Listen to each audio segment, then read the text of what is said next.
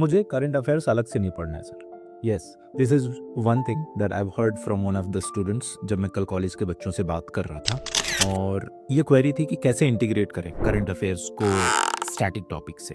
और यूकी का जो करंट अफेयर्स का इंटीग्रेशन है विद शॉर्ट नोट्स और the when you learn any topic, this serves exactly this purpose. आप कोई भी टॉपिक पढ़िए, static topic, and you will get related current affairs on the right side of that topic. ये सच है कि current affairs अलग से डेली बेसिस पे पढ़ना या फिर मंथ के एंड में, वीक के एंड में उसका कंपाइलेशंस पढ़ना is not organic, and in fact people spend a lot of time studying current affairs. This is what Yuki solves for you. Current affairs along with the static part. आपको अलग से पढ़ने का जरूरत ही नहीं है. This is what Yuki recommends. आप कोई भी टॉपिक पढ़िए और उससे रिलेटेड करंट अफेयर्स साथ में पढ़ लीजिए लास्ट 4-5 मंथ्स 6 मंथ्स के.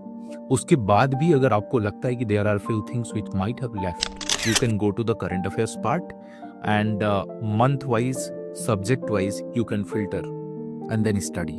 But Yuki has integrated learning current affairs topics that you study so that it looks organic. In fact, mains का जब आंसर राइटिंग आप लिख रहे होते हो या कहीं पे, you need to combine all the aspects, theoretical as well as the current happenings, right? Current context में what are the things that has been happening.